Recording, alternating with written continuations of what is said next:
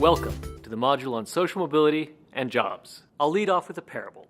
Let's suppose you're a newborn girl, and it's the stork's job to fly you to your new home in a giant sling dangling from his bill. So here you are, a mile high in the sky, in your sling, and the stork says to you, "Little girl, you seem really sweet. I want to help you. Should I drop you into a really rich family?" To which the girl responds, No, that's America down there. The land of opportunity. Anywhere is just fine." All I can say, big mistake.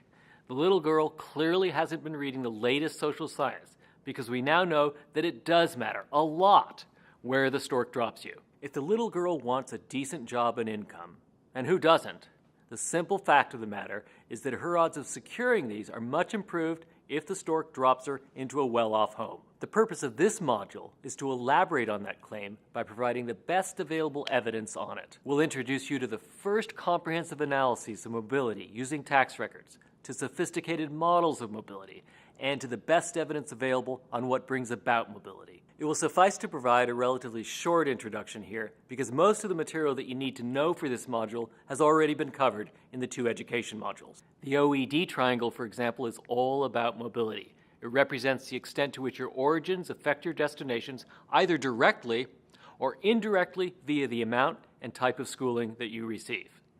As David says, you already have the requisite background for this module. So our job's pretty easy. But what about your job? Your job is unfortunately harder. As you go through these videos, we want you to distinguish between models of change that entail interventions and those that entail substantial institutional reforms. Let me elaborate. In referring to interventions, we're usually talking about minor reforms, tack-ons to existing institutions. These types of tack-ons are really the backbone of our mobility policy. For example, if we worry that poor mothers aren't getting the prenatal care they need to have healthy children, then we tack on nurse visitations. If we worry that poor children don't have adequate early education, then we add on supplemental education programs like Head Start. If we worry that college is just too expensive, then we tack on tax credits or new loan programs to make it more affordable. These interventions leave our existing institutions intact, and they attempt to overcome the problems that they create with new side programs. This is the tack-on. Why do we opt for the tack-on? Maybe that's all we can do. Institutional reform is exceedingly difficult, so most politicians and others pick battles that, as Jonathan Kozol once put it, are big enough to matter, but small enough to win. There is nonetheless another way. At least in principle, we could seek to perfect our existing institutions rather than tack on side programs. I'll give you a big picture example.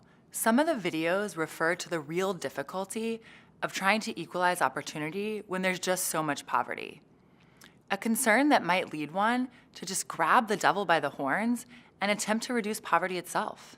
If we reduced poverty by remaking our labor market institutions, then parents could afford nursing care, preschool, college tuition, and other investments that would help raise the likelihood of mobility for their children. Here's the simple conclusion. We make a choice between directly reforming the labor market institutions that make opportunities unequal, or leaving those institutions intact and instead tacking on interventions that counter their effects. And that's all we have to say.